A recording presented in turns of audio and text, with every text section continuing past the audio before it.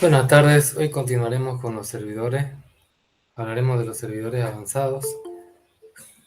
Primero veremos servidores de router Fiber Proxy, luego servidor de acceso remoto y red privada virtual, servidor de base de datos, servidor de correo, servidor de telefonía IP, servidor de reserva y backup,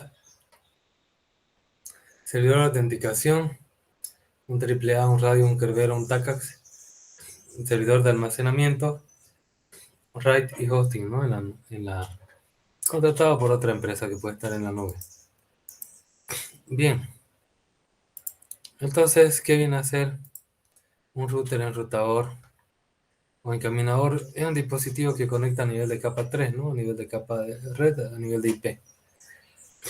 Interconecta computadoras que funcionan en el marco de una red. Su función se encarga de establecer la ruta que destinará a cada paquete de datos dentro de una red informática. El router sirve para interconectar computadores de distintas redes, porque si estamos en la misma red, directamente se comunica a nivel de enlace de datos, ¿no? A nivel de capa 2 por un switch capa 2 tranquilamente los equipos. Los tipos de hardware que pueden ser routers son computadoras de propósito específico, por ejemplo un Cisco IOS sobre un equipo Cisco, un MikroTik routero sobre un equipo MikroTik, sobre un router board, un Juniper Junos, etcétera, ¿no?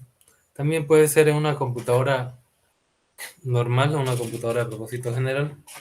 Usted puede instalar, por ejemplo, un Linux Voyage, un OpenBRT, entre otras cosas, entre otros sistemas operativos que puedan hacerlo un router.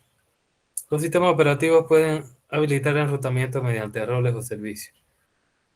Básicamente, su función es establecer la ruta que destinará cada paquete de datos dentro de una red informática. Aquí tenemos funciones de router, reenvío de paquetes, encaminamiento de paquetes. Su arquitectura física tiene un puerto de entrada, tiene entrada de conmutación, también tiene puertos de salida. Normalmente va a tener mínimamente dos, un puerto de entrada y otro de salida que se va a llamar el puerto LAN para hacer de gateway en su LAN, y también el puerto WAN para conectarse al ISP. Y tiene también, obviamente, como todo computador, un procesador de enrutamiento. Los enrutamientos que soporta son estáticos cuando configuramos toda la ruta de forma manual, o dinámicos cuando, cuando se hace a través de un protocolo de enrutamiento como un RIB o SPF, IRP, etc.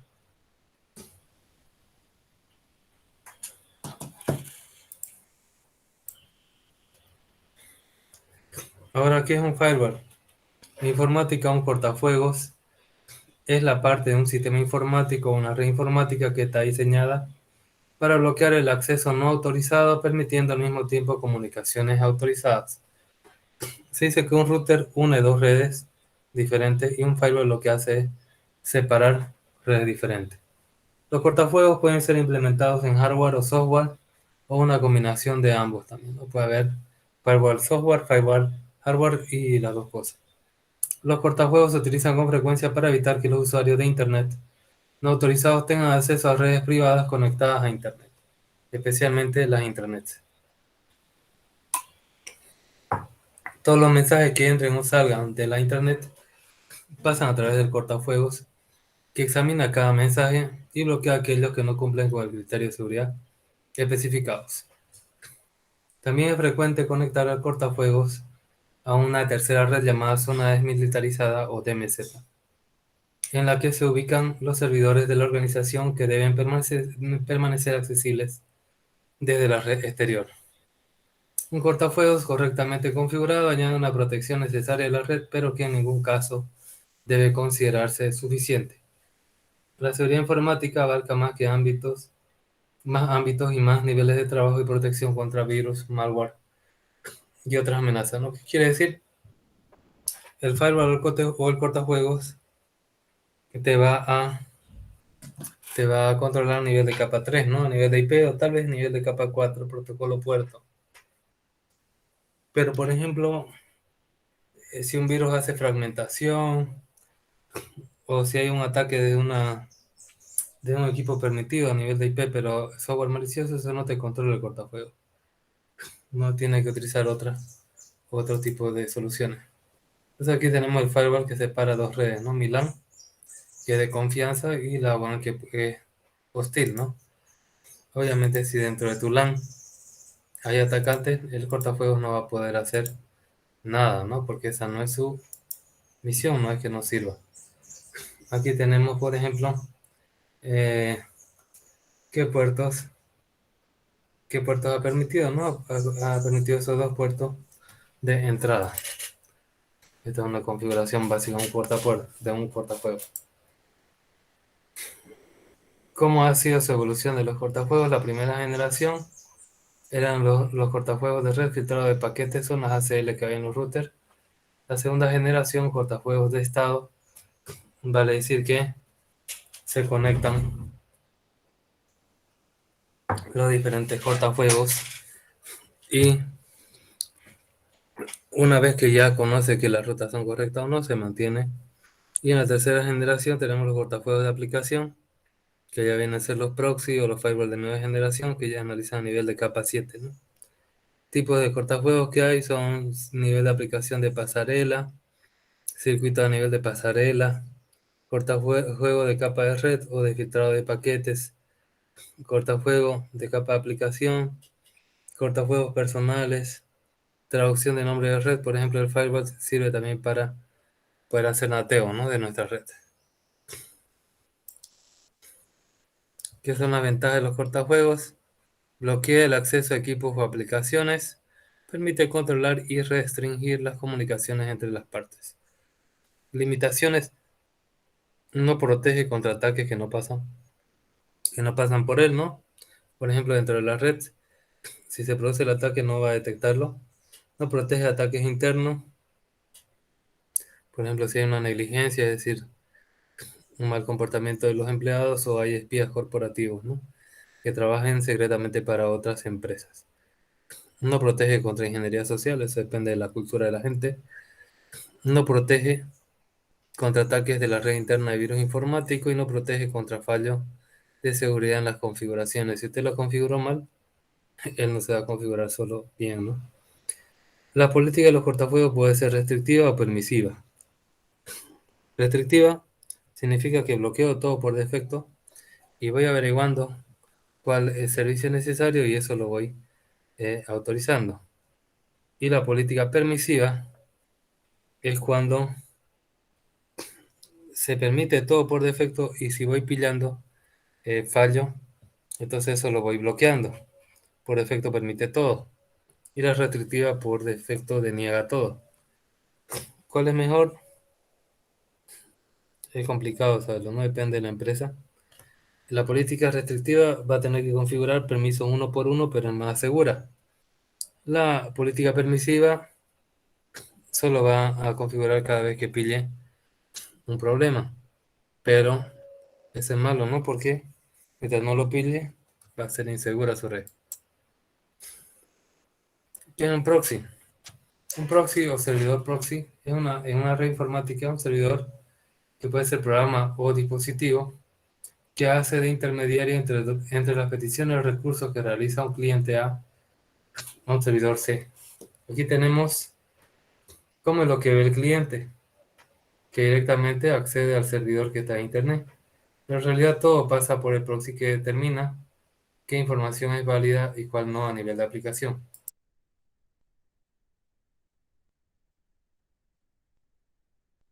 Esta situación estratégica de punto intermedio le permite ofrecer diversas funcionalidades: control de acceso, registro del tráfico, restricción a determinados tipos de tráfico, mejora de rendimiento, anonimato de las comunicaciones, caché web, entre otros. Dependiendo del contexto, la intermediación que realiza el proxy puede ser considerada por los usuarios, administradores o proveedores como legítima o delictiva, y su uso es frecuentemente discutido. Hay gente que dice que lo están espiando cuando a través de un proxy se determina que está viendo, por ejemplo, páginas pornográficas que no debería verse en el trabajo, ¿no? Entonces dice que tiene los derechos, el anonimato y todas esas cosas. Bien, acá tenemos diferentes tipos de proxy que hay. Tenemos proxy local, proxy de red o externo. Ventajas son del proxy: control de acceso, ahorro, velocidad, filtrar el contenido, modificación, anonimato. La desventaja también es que es anonimato, ¿no? Abusos, carga, intromisión, incoherencia y irregularidades. Aplicaciones de proxy: proxy caché, proxy de web, proxy transparente, proxy inverso, proxy de nateo para enmascaramiento y también proxy de dominio cruzado para evitar el cross-site scripting, ¿no? Un tipo de ataque que hay. Bien, ahora hablaremos de cómo conectarnos desde afuera de las instalaciones físicas de nuestra empresa, pero pareciendo que estoy adentro.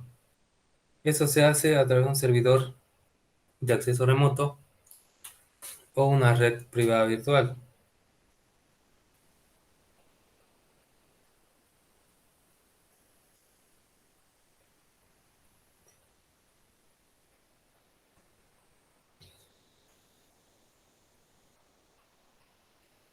Un servidor de acceso remoto controla las líneas de los routers, de los monitores u otros canales de comunicación de la red para que las peticiones conecten con la red de una posición remota. Responden llamadas telefónicas a entrantes o reconocen la petición de la red y realizan los chequeos necesarios de seguridad y otros procedimientos necesarios para registrar a un usuario en la red.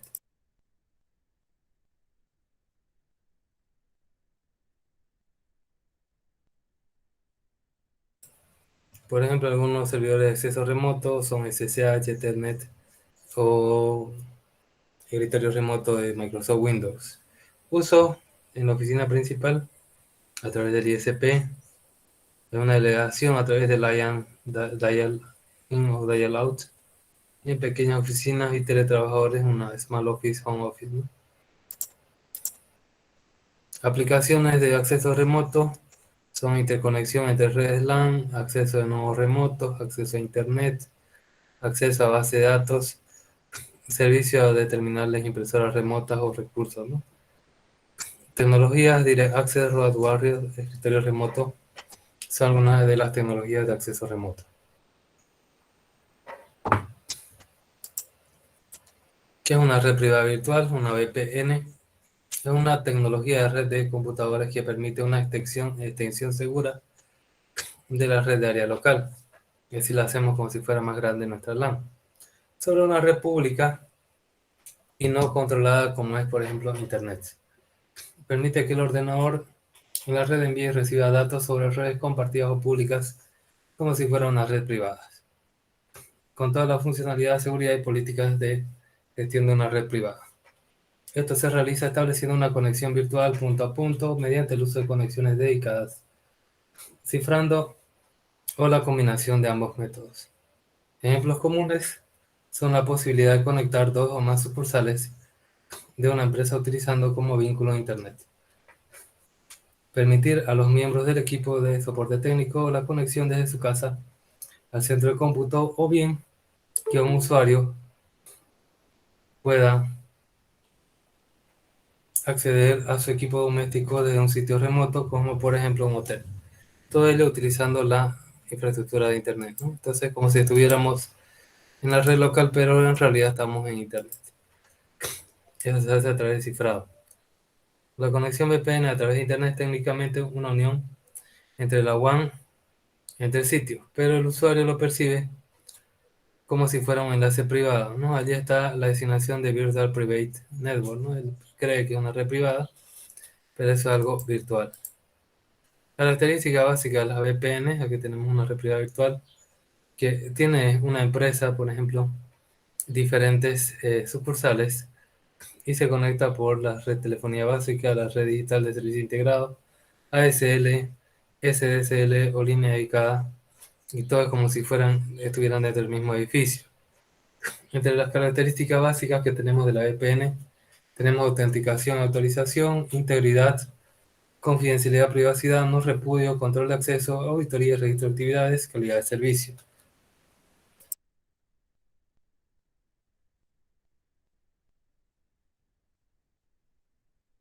¿Qué requisitos básicos hay en la VPN? Identificación de usuario, cifrado de datos, administración de llaves y algoritmos de seguridad. Tipos de VPN: VPN de acceso remoto, que son los que se llaman de punto a un sitio; VPN punto a punto, de sitio a sitio; VPN sobre LAN, son algunos de los tipos que hay.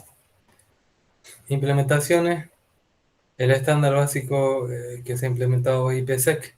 También tenemos TPTP, L2F, L2TP, SSL, TLS, SSH, entre otros protocolos. Soluciones hardware: Fortinet, SonyWall, SafeWall, WatchGuard, Norder, Cisco, Linksys, NetScreen de Juniper Networks, Symantec, Nokia, US Robotics, T-Link o MikroTik tienen también soluciones hardware para hacer, ¿no? Hay unos switches VPN que le llaman el router VPN. Tenemos soluciones software, soluciones nativas de Windows, GNU Linux y los Unix en general.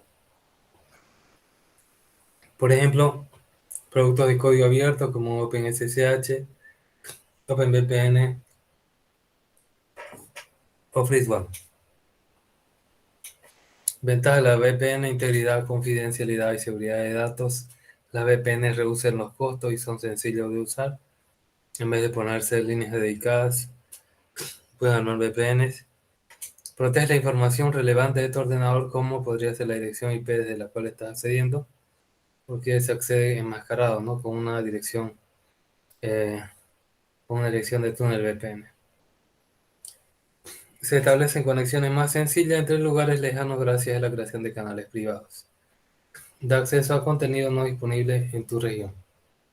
Facilidad de creación de canales privados. Tipos de conexión: tenemos conexión de acceso remoto, conexión VPN router a router, conexión VPN firewall a firewall, y hay también VPN entre entornos móviles, ¿no? Inclusive los firewall se pueden controlar la seguridad de la red desde una ubicación remota, ¿no? A través de VPNs.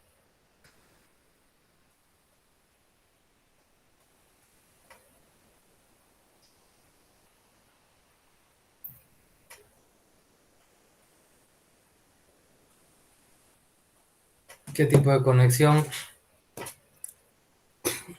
Bueno, tenemos eso, ¿no? VPN router a router, firewall a firewall, conexión de acceso remoto, VPN en entornos móviles también, por ejemplo, cuando usted quiere moverse por todos lados y seguirse conectando como si estuviera en su empresa, ¿no? Bien, ahora hablaremos de los servidores de base de datos.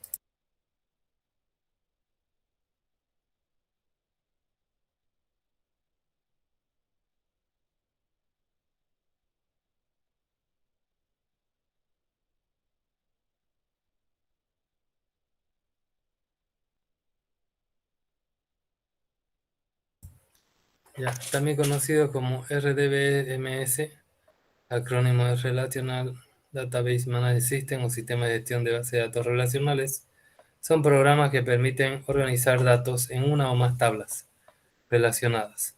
Los servidores de base de datos se utilizan en todo el mundo en amplia variedad de aplicaciones, ¿no? Acá tenemos una base de datos que es accedida a través de un servidor web, y ahí están los clientes, ¿no? Y acá tenemos una empresa que accede a dos bases de datos que están replicadas y aparte tienen un almacenamiento compartido, unos discos en RAID, ¿no? Para base de datos con múltiples usuarios, sirve un servidor de base de datos. Las bases de datos están situadas en un servidor y se puede acceder a ellas desde terminales o equipos con un programa llamado cliente que permite el acceso a la base de datos o a las bases de datos. Los gestores de base de datos de este tipo permiten que varios usuarios hagan operaciones sobre ellas al mismo tiempo. Puede hacer, no, se puede hacer una consulta al mismo tiempo que otro. Situado en un lugar diferente, está introduciendo datos. Ambos están introduciendo datos en la base de datos de forma paralela, ¿no?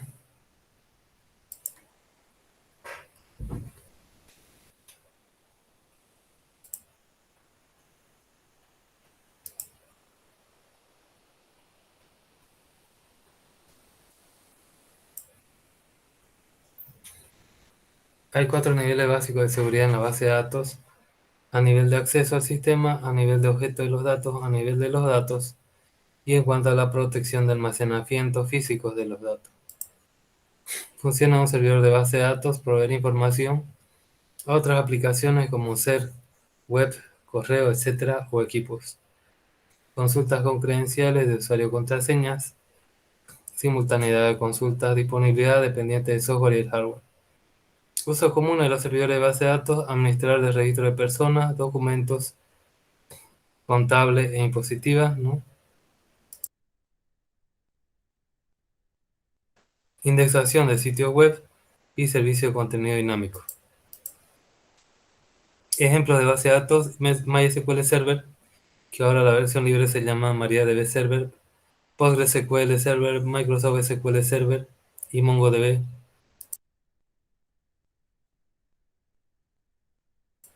MongoDB Server. Consejo para el rendimiento del servidor de base de datos: usar disco duro de estado sólido, monitorear los espacios de disco para que no estén muy ocupados, usar RAID, por ejemplo RAID 10. RAID me permite hacer redundancia de disco, usar CPU modernos, tener mucha RAM, usar balanceo o replicación en lugar de cluster y usar interfaz de red rápida y segura. Obviamente todo esto tiene un costo adicional, pero es recomendable para que la base de datos, que maneja gran cantidad de información, tenga un acceso rápido. Bien, hablaremos de otro tipo de servidor: servidor de correo. Un servidor de correo es una aplicación de red de computadora ubicada en un servidor de internet para prestar servicio de correo electrónico, correo o email. De forma predeterminada, el protocolo estándar para la transferencia de correos entre servidores es el SMTP, protocolo simple de transferencia de correo, que está definido en la RFC 2821, TCP 25 y es estándar oficial de Internet. El agente de transferencia de correo tiene varias formas de comunicarse con otros servidores de correo haciendo uso de SNMP. Recibe mensajes de otro MTA, actúa como servidor de otros servidores, envía los mensajes hacia otro MTA, actúa como cliente de otros servidores y actúa como intermediario entre un MCA y un MTA. Aquí tenemos algunas soluciones de correo electrónico, incluyen un MTA, son Cmail, Qmail, POSIX, Exim, MDaemon, Mercury Mail Transport System, Lotus Notes y Microsoft Exchange Server, Gmail y Hotmail.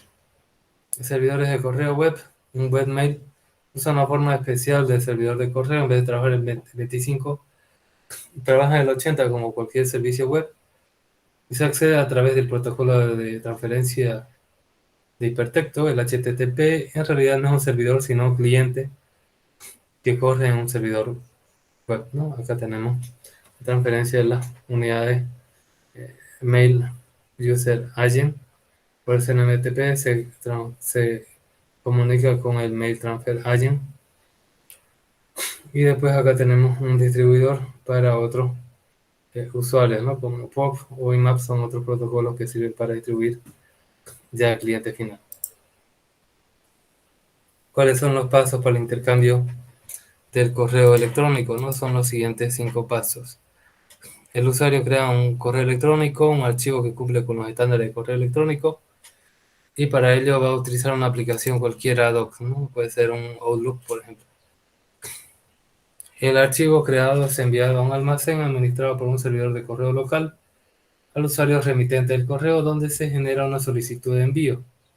El servidor local MTA al usuario inicial recupera este archivo e inicia la negociación con el servidor destinatario para el envío del mismo. El servidor destinatario corrobora la operación y recibe el mensaje de correo depositándolo en el buzón correspondiente al usuario receptor del correo. El buzón no es otra cosa que un registro en una base de datos. Finalmente, el software de cliente receptor del correo recupera este archivo o correo desde el servidor de almacenamiento, una copia de la base de datos del programa cliente del correo electrónico ubicada en la computadora del cliente que recibe el correo.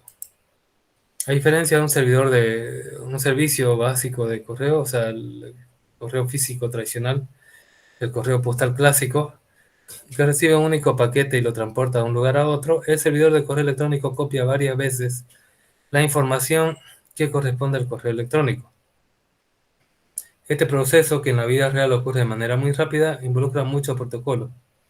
Por ejemplo, para ubicar el servidor de destino se utiliza el Domain Name System o el servidor DNS, el que reporta un tipo especial de registro para correo electrónico que se llama registro MX, ¿no? Mail Exchange Record, ¿no? Registro de intercambio de correo.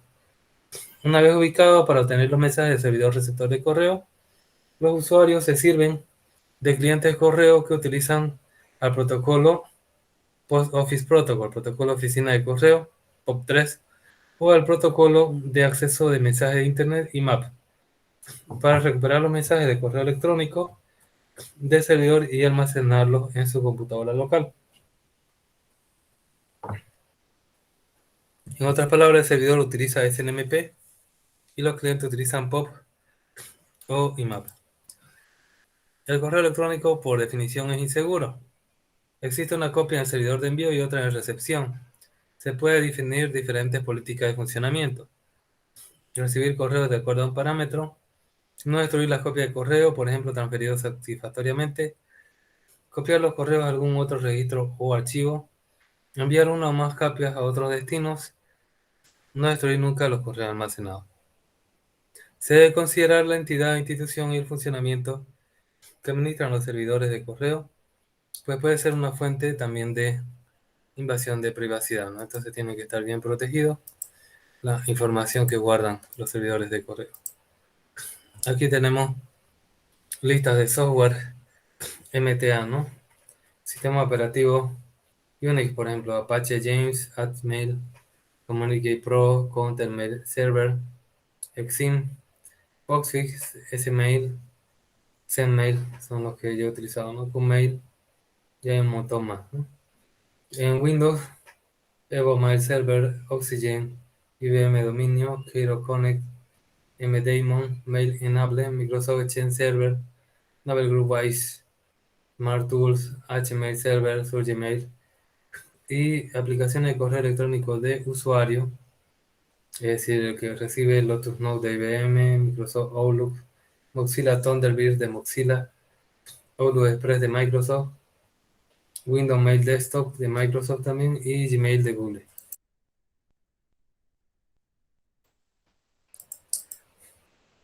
Bien, ahora vamos a hablar de otro tipo de servidor de telefonía IP, ¿no? Ahí es donde se pueden hacer llamadas telefónicas como para que no tengamos que contratar servicios para, por ejemplo, no de manera local, sino directamente se arma un servidor de telefonía IP y nosotros internamente en nuestra red podemos comunicarnos remotamente, ¿no?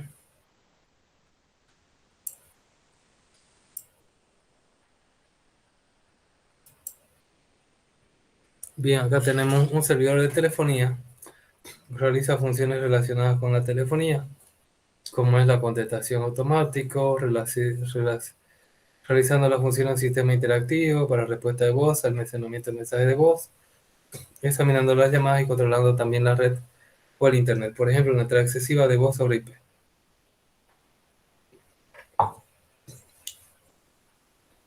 Es una interfaz de software para un dispositivo de telefonía físico.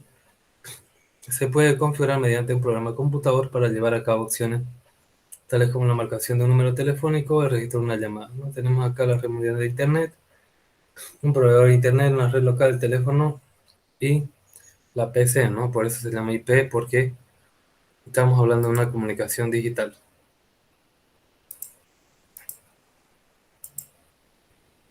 Aquí tenemos ejemplo de un servidor que se llama TAPI. Ya es un sistema de comunicación de Panasonic, tiene una API de programación definida para Microsoft. Eh, También tiene un controlador que permite una PC monitorear y controlar las extensiones. Normalmente es utilizado en los desarrolladores de aplicación para que puedan crear funciones de telefonía como presentación de pantalla y hacer clic para marcar de manera nativa en sus aplicaciones. Tenemos otro más conocido que es Asterix.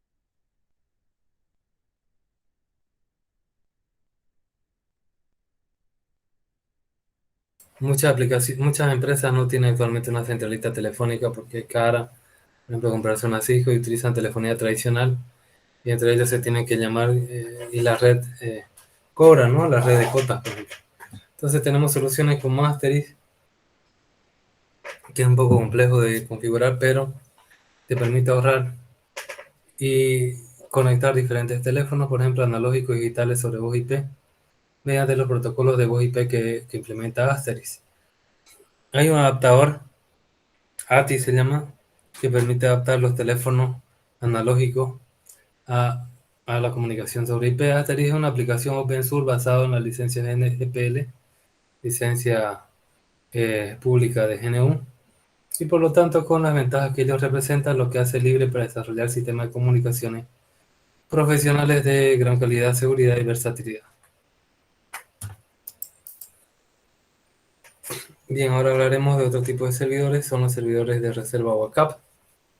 Un servidor de reserva es responsable de realizar copias de seguridad y restauración de archivos, carpetas y bases de datos y unidades de disco duro en una red con el fin de evitar la pérdida de datos en caso de un fallo de disco duro, un error de usuario, un desastre o accidente. Normalmente va a tener un software instalado que tiene grandes cantidades de almacenamiento y se guarda eso en cinta, es lo más profesional, pero también se puede guardar en discos duros o discos ópticos, pero eso dura menos tiempo. Disponible para que utilice con el fin de asegurarse que la pérdida del servidor principal no afecte a la red. Esta técnica también se conoce como clustering.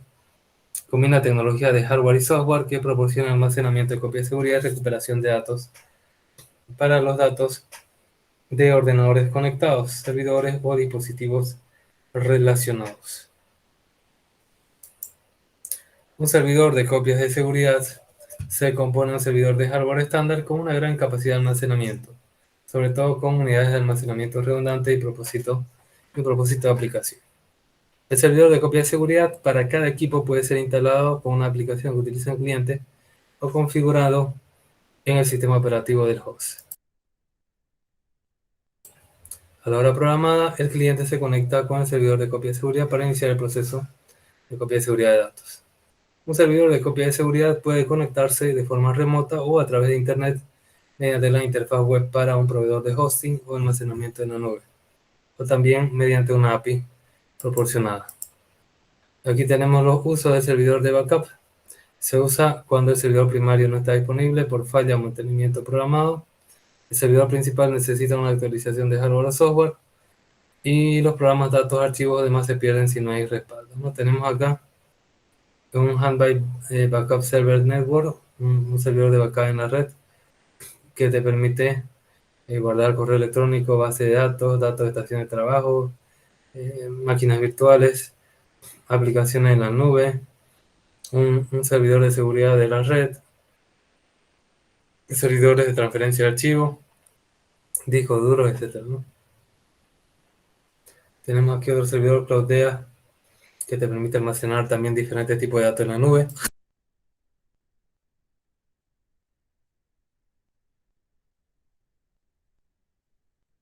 Y tenemos acá un servidor básico, ¿no? Que tenemos acá un servidor remoto en la nube, servidores locales, y entre ellos se pueden, a través de internet y formando una VPN, se pueden hacer copias, ¿no? Y se pueden estar haciendo sus copias de seguridad. Ventaja de un servidor de backup: acaba de copiar antes y aumenta el espacio libre del servidor. Programa tareas fácilmente y gana tiempo para otras cosas. Forma de realizar un backup: puede ser completo, puede ser progresivo o incremental, o puede ser también diferencial, solo diferencia, ¿no? Errores comunes a la hora de realizar backup: no hacer backup es el principal error. Dejar el backup en el mismo equipo donde están los archivos originales. Si se frega un equipo, se daña también el backup. No validar la integridad del backup, es decir, no revisar que esté bien hecho. No ejecutar backup periódicamente, puede fallar justo el día que no hayamos sacado backup. Y no controlar los archivos del backup, ¿no? Es lo mismo que la integridad. Bueno, la integridad es decir que está en correlación con los datos de producción, pero no controlar los archivos del backup significa que pueden estar corrompidos de alguna forma.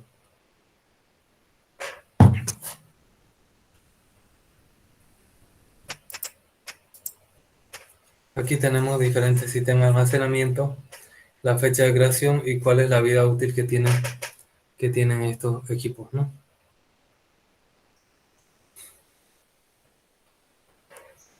¿Qué tamaño también tienen?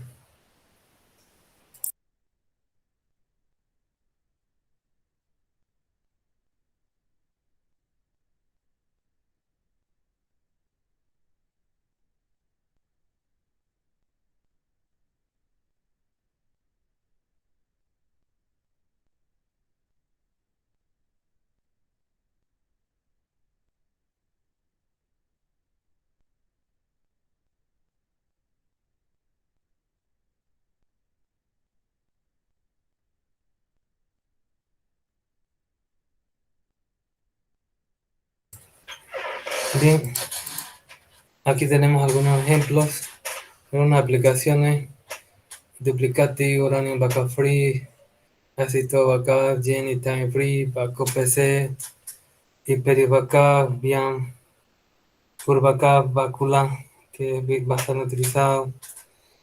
Y ahí tenemos otras herramientas, ¿no?, que te permiten hacer copias de seguridad. Bien, otra de las cosas necesarias, otro tipo de servidor necesario en la red, viene a ser un servidor de autenticación.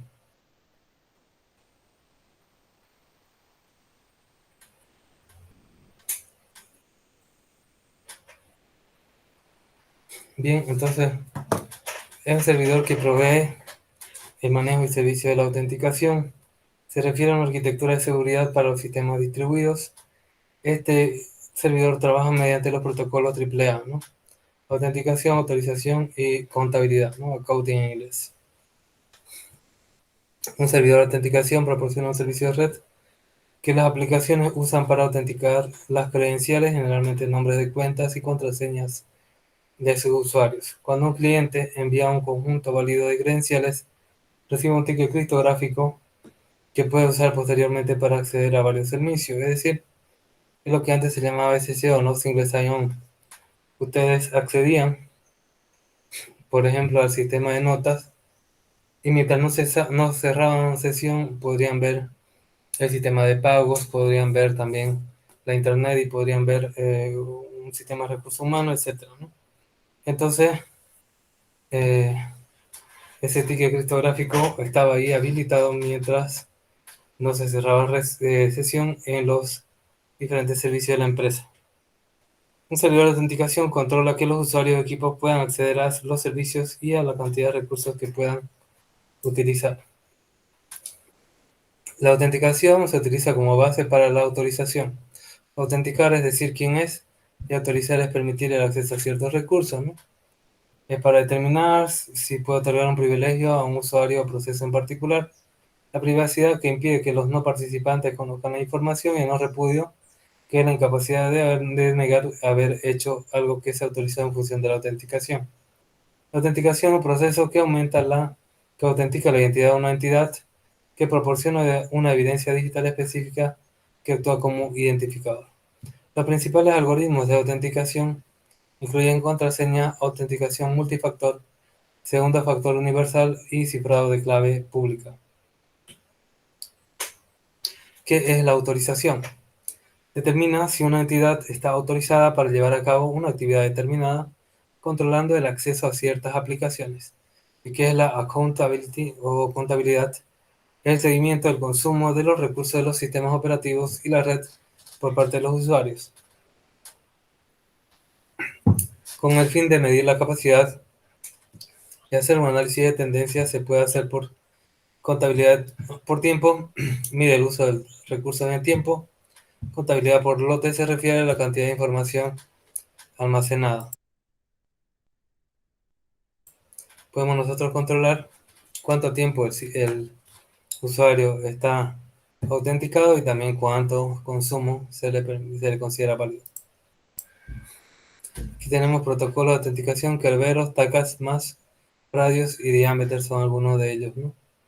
Aquí tenemos algunas arquitecturas de esos servicios, ¿no? Acá tenemos un servidor radio, que es lo más sencillo, que inclusive en el Active Directory se le puede configurar. Y tenemos un servidor TACACS, ¿no? Acá que tiene conjunto de almacenamiento. Tenemos acá también, sería un Kerberos y acá un diámetro. Bien, vamos a ver ahora los servidores de almacenamiento. Hay diferentes formas de guardar la información, ¿no? Pero podemos tener un servidor o máquina dedicada solo para guardar información que, no, que nos permita ahorrar un poco de espacio en nuestros servicios. A veces no podemos nosotros comprar todos los servicios eh, que quisiéramos disponibles, ¿no? Tenemos dos tipos acá que vamos a analizar, pero hay muchos más. Ya tenemos lo que son los writes, que son arreglos de disco, y lo que son hosting, ¿no? Contratar a alguien, una empresa, para que ahí podamos almacenar en otro lugar de la red de internet y poder almacenar nuestra información. Entonces, estos servidores de almacenamiento son computadoras diseñadas con arquitectura de alto rendimiento, el cual se instala en un sistema operativo de servidor, el cual puede o no contener de manera nativa la función de compartir archivos o carpetas, ya sea en modo lectura, escritura, según los permisos asignados por el administrador, soportando un alto número de conexiones simultáneas a ciertas carpetas y archivos mediante diversos tipos de red, ¿no? LAN, WAN, VLAN, VPN, etc. El servicio de almacenamiento se utiliza primordialmente para compartir y almacenar grandes cantidades de información generadas en las empresas. Por ejemplo, tenemos en los centros de contacto como los call centers, permite almacenar enormes volúmenes de archivos de audio procedentes de llamadas telefónicas, mientras que en centros de datos almacenan todo tipo de documentos para su procesamiento. Aquí tenemos algunas suites comercial, se instalan en el servidor de aplicaciones y además requieren un repositorio extra, un servidor de almacenamiento en el cual almacena información generada por tal software. De este modo se reduce la carga de proceso y almacenaje en el servidor principal. Aquí tenemos algunos tipos. Este ya lo hemos visto, el servidor de archivos es lo más básico para almacenar, pero tenemos también NAS, que viene a ser el almacenamiento conectado a la red, SAN, una red de almacenamiento, un HA, un clúster de alta disponibilidad, RAID, con un grupo o matriz redundante de disco independiente, y tenemos hosting, que es almacenamiento en la nube, ¿no? En el cloud.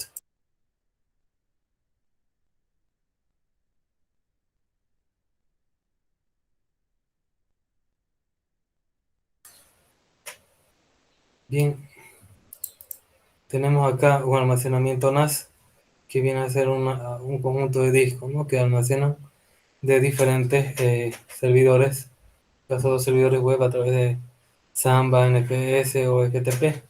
Aquí tenemos dos discos y acá tenemos ya el servidor montado, que ya viene, ¿no? Para, para comprar. Este es un almacenamiento conectado a la red. Es decir, es un disco duro, en otras palabras, que tiene una IP para que ahí se guarde. La arquitectura NAS le permite conectar múltiples servidores web a un servidor de almacenamiento dedicado centralizado. Cada servidor web accede a los mismos datos para obtener una experiencia de usuario unificada y la integridad de los datos. Dividir su almacenamiento y servidores web también le permitirá especializar su hardware de servidor de almacenamiento, al igual que usar capacidad de disco y RAID de hardware, administrar su almacenamiento y servicio web independiente. Tenemos aquí unas redundantes, que son dos NAS. Fíjense, es uno más grande que este, ¿no? Una arquitectura NAS redundante agrega un segundo servidor de almacenamiento con conmutación por error, que incluye una copia en caliente de sus datos. ¿Qué significa en caliente? Que mientras se está utilizando ya se va copiando, no necesita apagarlo.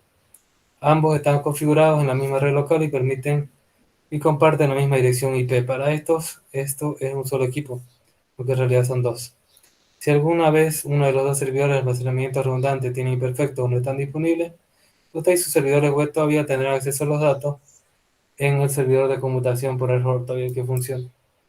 Aquí tenemos algunas utilidades de NAS: unidad de almacenamiento, copia de seguridad y restauración, crear nube privada, descargar peer-to-peer, compartición de archivos, volúmenes SCSI, centro multimedia, servidor web, servidor FTP para compartir archivos, servidor VPN, virtualización. ¿Qué características importantes tienen los NAS? Procesador y memoria RAM propios del NAS, cantidad de bahías, o sea, de slot, ¿no? De ranuras y almacenamiento total, sistema operativo de aplicaciones disponibles y discos duros que son usables. Acá tenemos diferentes formas, ¿no? DAS, la aplicación guarda en el disco. Tenemos NAS, que la aplicación se conecta a la red para guardar el disco. Y el SAN, la aplicación lo que hace es que el disco en realidad está en una red, ¿no? Aquí tenemos la red de área de almacenamiento o SAN. Fíjense, acá tenemos una matriz de almacenamiento que se conecta a través de switches. Y acá tenemos los servidores de base de datos, ¿no? Que por ejemplo necesitan este tipo de arquitectura. Una red de área de almacenamiento proporciona una serie redundante de discos que son considerados como un volumen local por la web o por los servidores de base de datos que conectan a ella. Al igual que una arquitectura NAS, la red proporciona datos de forma unificada, pero una SAN puede ser aún más rápida que el almacenamiento intensivo de entrada y salida y el alojamiento de base de datos porque se ve como un volumen local. Tenemos el clúster de alta disponibilidad. Aquí lo que tenemos es una matriz de almacenamiento, un servidor de almacenamiento que tiene redundancia, ¿no? Eso viene a ser, es un clúster de servidores de alta disponibilidad, contiene dos o más de cada uno de los servicios, dos o más servidores web, dos o más almacenamiento de archivos, dos o más servidores de base de datos con distribución de tráfico mediante un equilibrador de carga. En este caso, pueden ser los switches, por ejemplo. Un equilibrador de carga que garantiza que el tráfico se envíe al servidor en funcionamiento de conmutación por error en caso de que haya fallas en el hardware o aplicación. Es el mismo caso que los servidores web o de base de datos. Bien, y hablaremos de lo que son los RAIDs.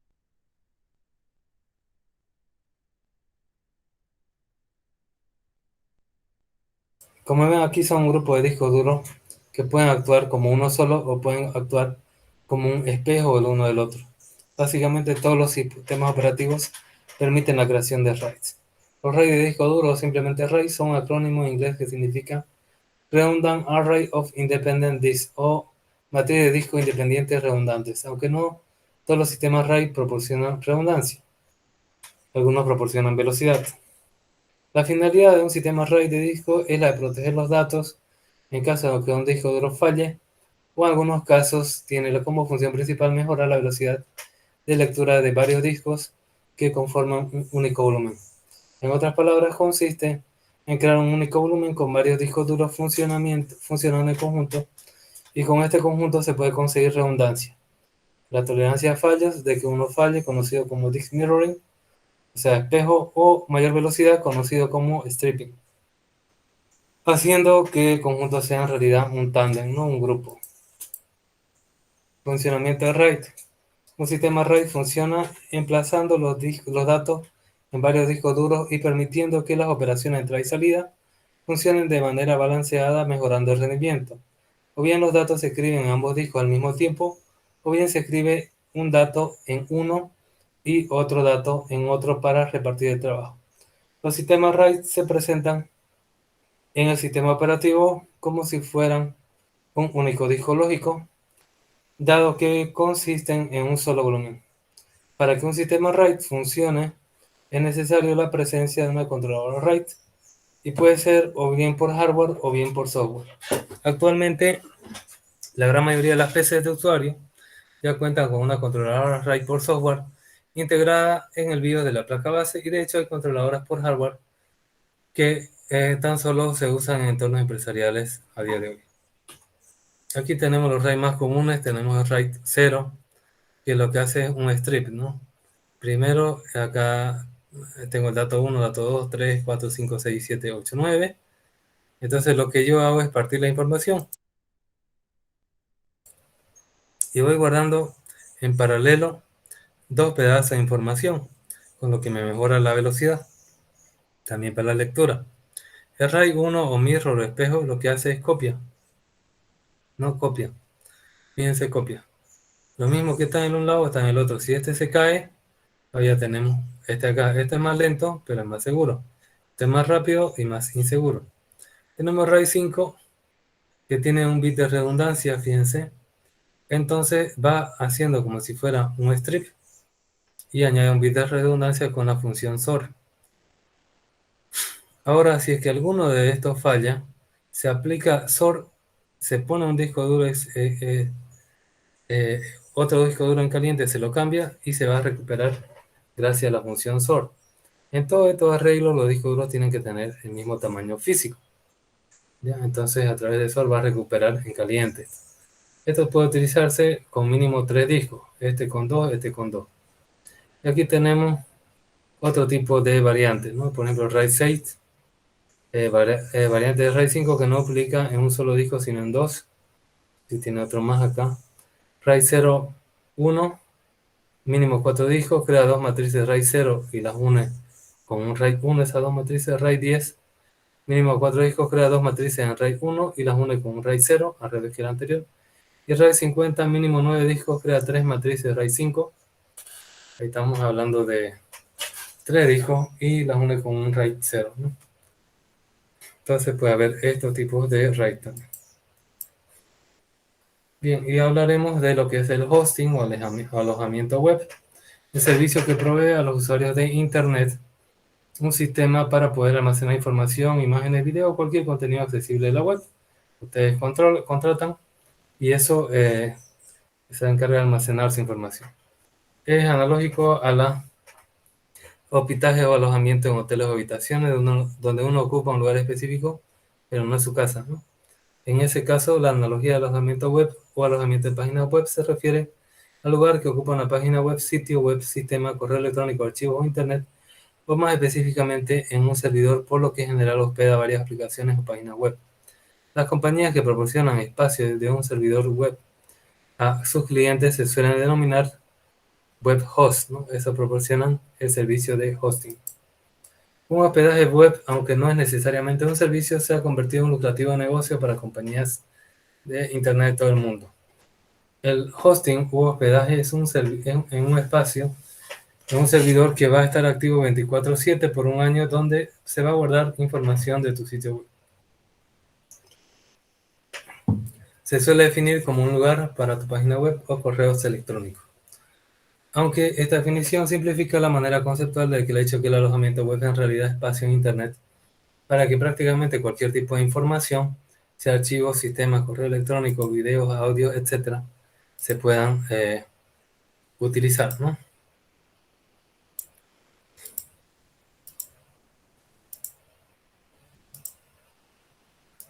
Aquí tenemos tipos de alojamiento web.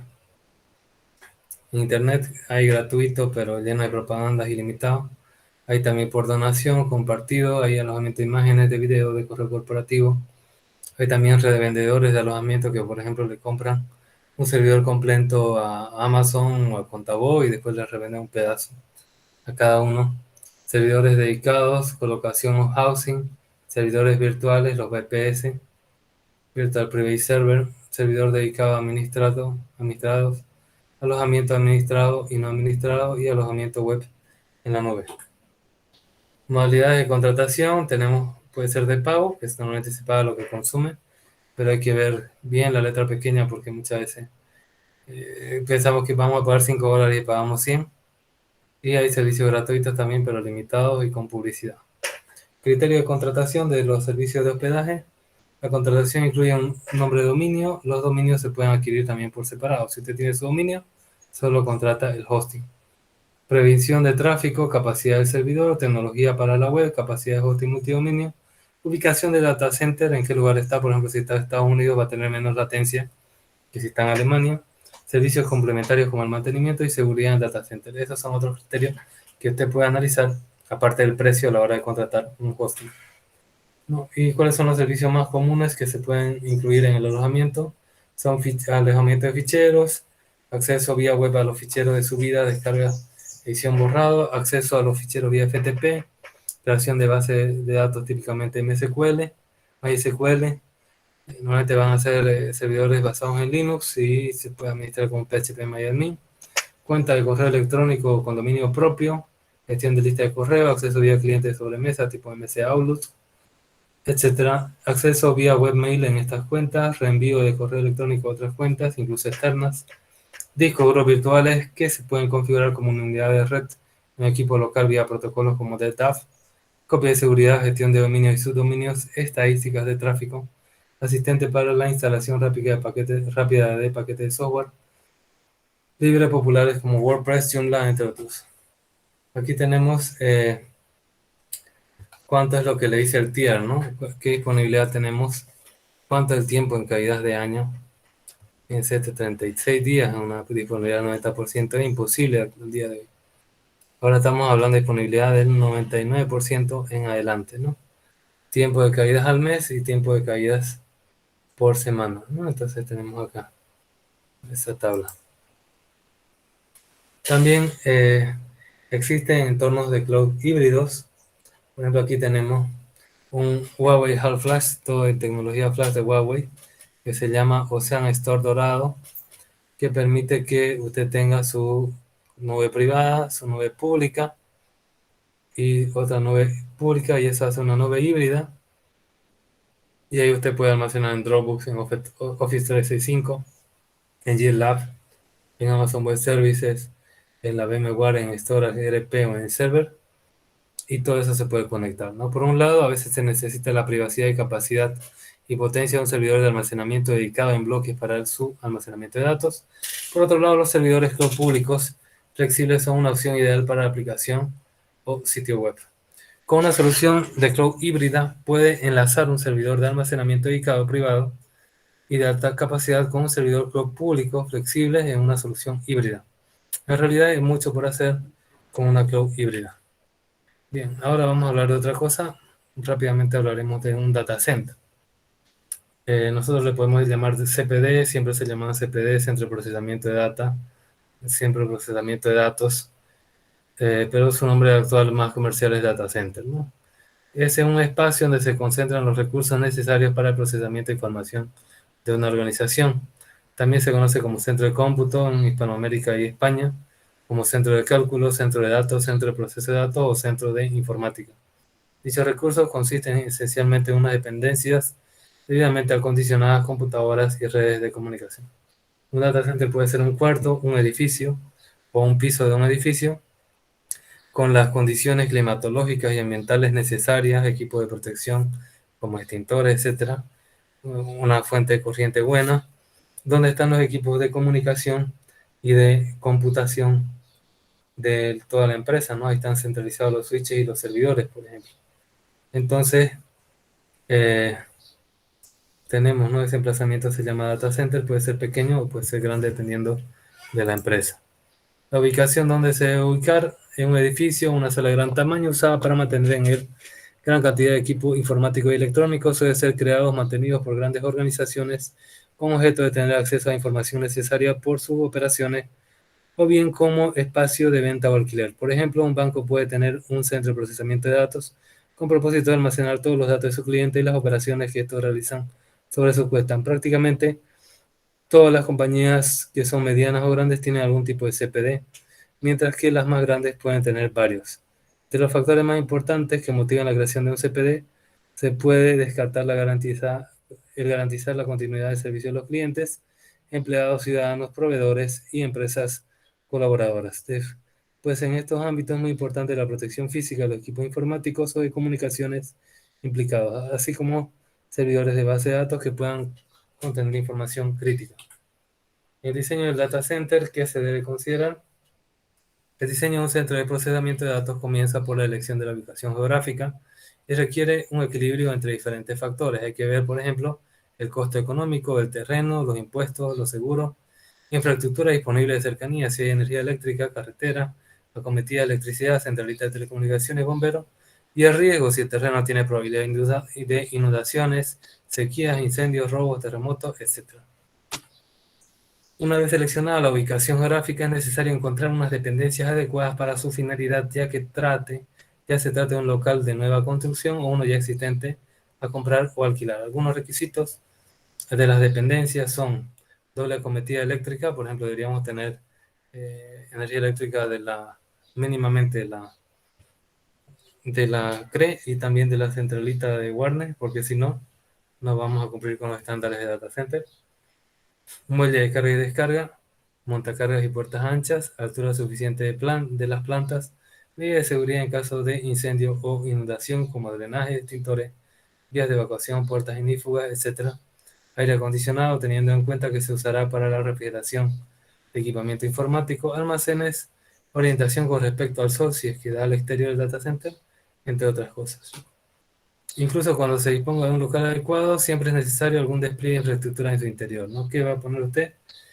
Si diseña un data center, falsos suelos, falsos techos, lo que decimos silo falso, ¿no? Nosotros, o piso falso. Cable de red y teléfono, doble cableado eléctrico, generadores y cuadro de distribución eléctrica, acondicionamiento de salas, instalación de alarmas, control de temperatura y humedad con aviso SNMP o SMTP, facilidad de acceso, pues hay que meter en el aire acondicionado pesado, muebles, servidores grandes, etc. Una parte importante en la infraestructura son aquellas destinadas a la seguridad física de la instalación. No se olviden que ahí están toda la maquinaria. Entonces incluye cerraduras electromagnéticas, torniquetes, cámaras de seguridad, detectores de movimiento, tarjeta de identificación, entre otros.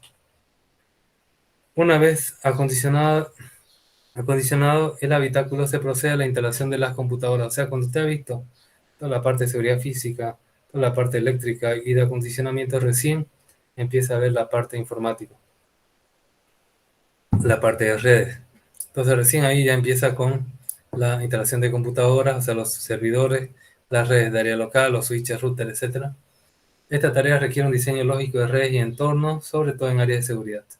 Algunas de las cuales son, por ejemplo, la creación de DMZs, la segmentación en VLAN, despliegue y configuración electrónica de la red, pasarela, enrutadores, conmutadores, creación de entornos de explotación y preexplotación, desarrollo de aplicaciones, gestión de red, creación de la red de almacenamiento, instalación y configuración de los servidores y periféricos de la red. También se le puede decir que es un site o sala de servidores, ¿no? También se le dice al data center. Generalmente todos los grandes servidores se suelen concentrar en una sala denominada sala fría, nevera, pecera o site. ¿Por qué? Porque esto tiene que tener una temperatura baja, más bajo que los 21 grados a 23 Celsius, necesaria para evitar averías en las computadoras causadas por el sobrecalentamiento. No se olviden que son equipos electrónicos que despliegan calor. La pecera suele contar con medidas estrictas de seguridad de acceso físico. Se le dice pecera cuando está cubierto solamente con paredes de vidrio. Eso es cuando no ocupa un piso completo. Así como medidas de extinción de incendios adecuadas del material eléctrico, es decir, no tiene que tener extintor agua, tales como extinción por agua nebulizada o bien por gas Inergen, dióxido de carbono, nitrógeno, aunque una solución en auge actualmente es usar sistemas de extinción por medio de agentes gaseosos como por ejemplo NAVEC 1230. El consumo del data center. Un consumo de CPU es elevado, por ello está en desarrollo iniciativas para controlar su consumo como la EU-Code of Conduct of Data Center o uso de recursos naturales limpios para refrigerar. Gigantes del sector tecnológico como Facebook o Apple están migrando hacia países más fríos de Europa para mantener en temperatura baja sus servidores sin necesidad de tener aire acondicionado. A principios del 2017, la empresa liderada por Mark Zuckerberg anunció que en 2020 tendrá instalado en Dinamarca un centro de datos de más de 55.000 metros cuadrados. La empresa aprovechará el clima de este país para reducir los gastos de energía.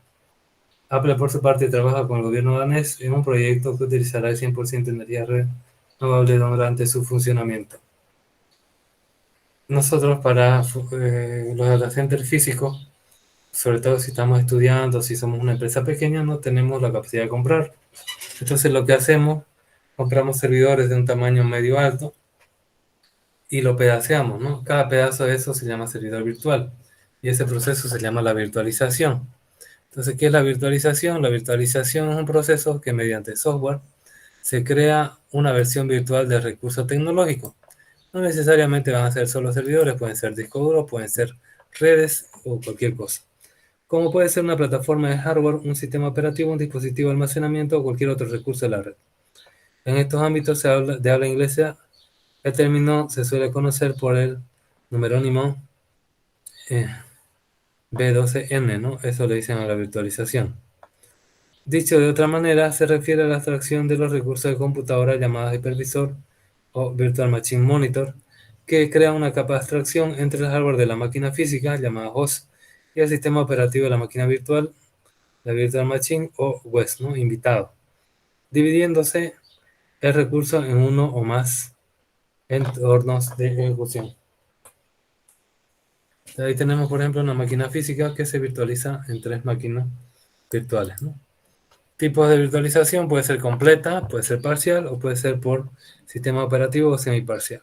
Soluciones de software de virtualización integral que existen son Citrix, VMware, Microsoft Virtual PC, Oracle VirtualBox, QEMU con KVM más Beer Manager para los Linux. Soluciones específicas para servidores: Zen Server, VMware ESX o Microsoft Hyper-V. Hay todavía otras soluciones como por ejemplo Eva Engine, por ejemplo, está de moda, ¿no? Para otro tipo de servidores más avanzados. Ventajas de la utilización de virtualización: índice de utilización mayores, ¿no? Si tenemos, por ejemplo, un servidor que tiene 128 GB de RAM, tiene 2 teras de disco duro y lo utilizamos como servidor DNS, entonces estamos nosotros desperdiciando, ¿no? Capacidad. Entonces, nosotros ahí podemos tener un DNS, un NTP, podemos tener también un DHCP tranquilamente y algunos servicios más, ¿no? Que puede tener, ¿no? el servidor. Consolidación de recursos, uso menor de energía, ahorro de espacio, recuperación de desastre o continuidad de negocio. Por ejemplo, si está tu servidor virtualizado, es más fácil copiar todo el servidor. En cambio, llevar un recurso físico de un lado para otro es más complicado. Costo de operación reducido, reutilización de hardware existente, rápida incorporación de recursos, reducción de costos de espacio y consumo, administración global centralizada y simplificada, gestiona el CPU como un pool de recursos agrupados, mejora los procesos de clonación y copia de sistemas, aislamiento entre máquinas, mejora la tasa interna de retorno y el retorno de inversión, reduce los tiempos de parada, migración en caliente en máquinas virtuales, balanceo dinámico en máquinas virtuales, contribución al medio ambiente a través de la Green IT o la tecnología de la información verde, y tiene alta disponibilidad. ¿Qué desventajas tienen? Alta dependencia de un solo equipo físico, ¿no? Por ejemplo, si son 3 virtuales, si se cae el equipo físico, te han matado 3 servidores en vez de uno solo. Si bien facilita la administración al disponer de equipos virtuales en un solo equipo, se pierden las ventajas de la redundancia, por ejemplo. El hardware está limitado, pues necesita el hardware también ser compatible con con un hipervisor, ¿no? Por ejemplo, un hipervisor viene a ser lo que viene a ser VMware o VirtualBox, etc. El hardware para vincular debe ser abundante en recursos, el cual eleva su precio. Para virtualizar, a medida que se agregan máquinas virtuales, disminuye los recursos para cada uno y aumenta el trabajo de administración y seguridad. Se vuelve más complejo la seguridad de separación entre máquinas virtuales. Tipos de virtualización: virtualización asistida por hardware. Aquí tenemos el equipo físico y arriba de esa capa de virtualización existen diferentes sistemas operativos virtualizados con sus aplicaciones. También tenemos virtualización de almacenamiento, particionamiento, hipervisor de almacenamiento y virtualización de datos. Infraestructura virtual: ¿cuáles son las partes? Son un hipervisor de un solo nodo para hacer posible la virtualización de todos los computadores, un conjunto de servicios de infraestructura de sistemas distribuida basado en la virtualización como gestión de recursos para optimizar los recursos disponibles entre máquinas virtuales. Soluciones de automatización para que proporcionen capacidades especiales para optimizar un proceso de TI concreto como provisionamiento o recuperación de desastre. Bien, continuando, hablaremos de la cloud computing, ya como parte de los servidores actuales que existen, ¿no? Entonces, cloud computing a menudo se denomina el cloud simplemente o la nube, consiste en el suministro de recursos informáticos a petición, es decir, a medida a pedido, se le va dando y se le va cobrando. Hay que tener cuidado eso. Desde aplicaciones hasta centros de datos a través de Internet y con el modelo de pago por uso. Hay que ver, tener cuidado que estamos usando. Los recursos son flexibles, aumenta o reduzca recursos de forma rápida y sencilla para cubrir la demanda. Por ejemplo, si usted quiere que un servidor físico tenga otro disco duro, tiene que ir a la tienda, comprarlo, destapar el servidor y volver a conectarlo, ¿no? En cambio, si usted quiere que su servidor virtual tenga otro disco duro, simplemente al proveedor de la nube, usted le dice que le aumente y él le va a aumentar, ¿no? Un disco duro virtualizado que va a ser más rápido de instalar, ¿no? No significa que sea más rápido de acceder. Servicio medido para que solo pague lo que utilice, pero tiene que tener cuidado que está utilizando, tiene que ver las letras chiquitas. Y autoservicio, todos los recursos de TI que necesita con el acceso de autoservicio. Es decir, usted va diciendo quiero esto, y usted se lo va comprando según su crédito que tiene en la empresa de Cloud Computing, ¿no? Puede ser en Azure de Microsoft, o en Amazon Web Services, o en Google Google Cloud, ¿no? Aquí tenemos, por ejemplo, normalmente la computación en la nube se divide en tres partes. Puede ser aplicación como servicio, puede ser plataforma como servicio o infraestructura como servicio. Cuando hablamos de aplicación o software como servicio, lo que se llama el SaaS, puede ser para telemedicina, contenido, colaboración, comunicación, finanzas, ofimática, etc. Cuando hablamos de plataforma como servicio, estamos hablando de sistema operativo, almacenaje, base de datos, colas, ejecución e identificación. Cuando hablamos como infraestructura, estamos hablando de almacenaje, pero no en carpetas, sino en bloques, es decir, disco duro, redes virtuales y también computación, ¿no? Características esenciales de la Cloud Computing: tenemos autoservicio bajo demanda, acceso amplio y ubico a toda la red, ubicación transparente y agrupación de recursos, rápida elasticidad y servicio medido. Características clave: autorreparable, agilidad, costo bajo, si usted lo sabe controlar, escalabilidad y elasticidad, o sea, puede crecer fácilmente, virtualización, disponibilidad de la información, rendimiento, seguridad y mantenimiento, ¿no? Aquí tenemos tenemos tres tipos, ¿no? De nube privada, pública, híbrida, y esto puede servir para servidores, almacenamiento, dispositivos móviles, aplicaciones o base de datos. ¿Cuáles son los métodos de entrega? Tenemos primero software como servicio, software as a service, cuando se le da una aplicación, ¿no? Que uno contrata, por ejemplo, un board, es una aplicación. Entonces, ¿qué ventaja tiene? Puede iniciar sesión y empezar rápidamente a utilizar innovadores aplicaciones de negocio. Las aplicaciones y los datos son accesibles de cualquier sistema conectado a la nube. No se pierden datos si el sistema falla, ya que los datos están en el cloud. El servicio puede escalar dinámicamente en función de las necesidades del uso. Tenemos plataforma como servicio cuando le damos un sistema operativo, por ejemplo, o algo que ya agrupa cierta funcionalidad. Ventaja: acelera el desarrollo y comercialización de aplicaciones, despliega en cuestión de minutos nuevas aplicaciones web en el cloud, reduce la capacidad con un middleware como intermediario como servicio. Y la infraestructura como servicio es darle algo físico, en un disco duro, una conexión de red, un almacenamiento, ¿no? Entonces algo que sea más físico. Ventajas del IaaS, de la infraestructura como servicio: no será necesario invertir en su propio hardware. La infraestructura se escala on demand, es decir, según lo que usted demande, para el soporte de las cargas de trabajo dinámicas, servicios flexibles e innovadores disponibles on demand. ¿Qué métodos de implementación? Estos anteriores eran métodos de entrega y estos son métodos de implementación. Tenemos la nube pública, que significa que una empresa lo proporciona, por ejemplo, Azure de Microsoft, AWS de Amazon, Google Cloud IT, etcétera, ¿no? Entonces, son administradas por otras empresas y usted lo compra. ¿Qué aspectos clave tiene? Innovadoras aplicaciones de negocio de SaaS, de Software as a Service, para aplicaciones que abarcan desde gestión de recursos del cliente, los CRM, hasta la gestión de transacciones y analítica de datos. Infraestructura como servicio flexible y escalable para servicio de almacenamiento de información al instante. Potente, plataforma como servicio para entorno de despliegue y desarrollo de aplicaciones basadas en cloud. Tenemos la nube privada. La nube privada significa una nube que ustedes la instalan en su empresa. Por ejemplo, puede ser MyCloud, ¿no? O ustedes mismos se ponen su servidor de nube, ¿no? Pueden ir con su virtualizador que funcione en la web, pero lo tiene que mantener la misma gente de la empresa. Aspectos clave de la cloud privado: una interfaz de autoservicio que controla los servicios, lo que permite al personal de TI suministrar, asignar y distribuir los recursos de TI on demand de forma rápida. Gestión altamente automatizada de agrupaciones de recursos desde la capacidad informática al almacenamiento, la analítica y el middleware. Seguridad y gobierno sofisticados, como usted controla todo, diseñados para cumplir los requisitos específicos de la empresa. Y tenemos una combinación de nube privada y nube pública que se llama la nube híbrida. Un cloud híbrido utiliza una base de cloud privado combinada con la integración estratégica y el uso de servicios de cloud público.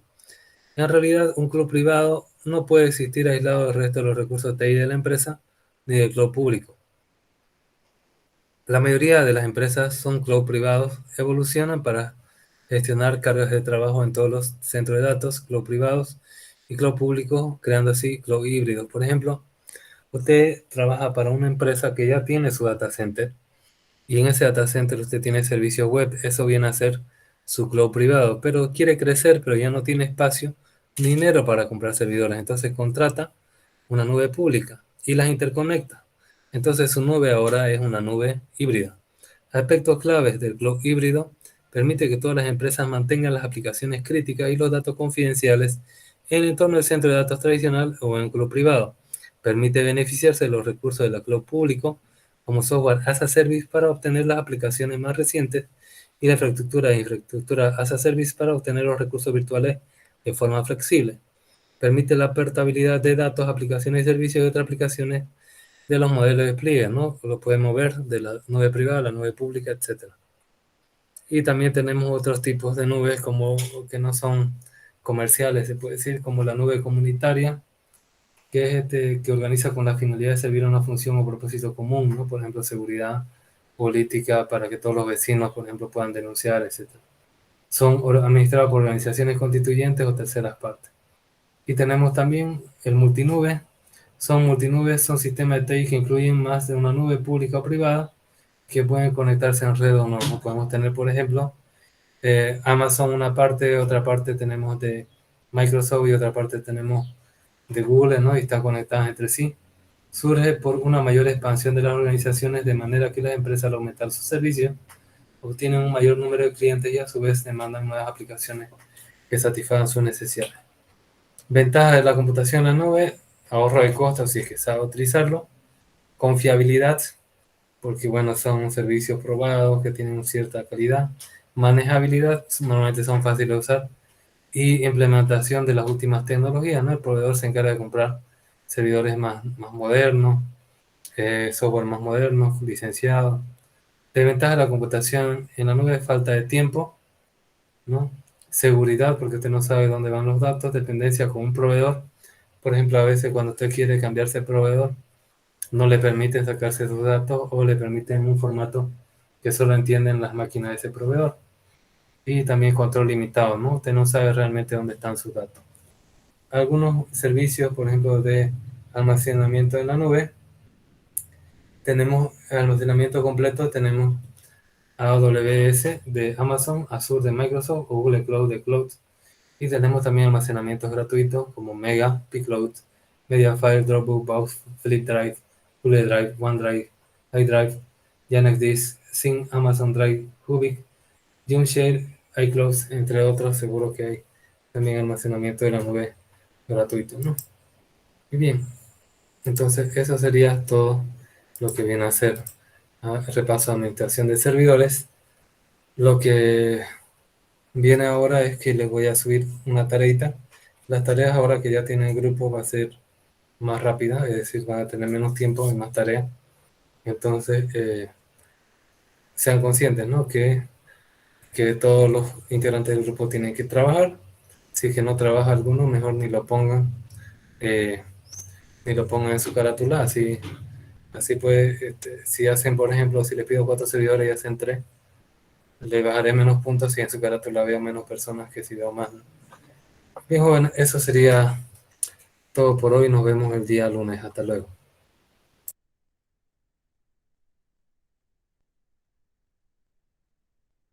Saludos, ingeniero.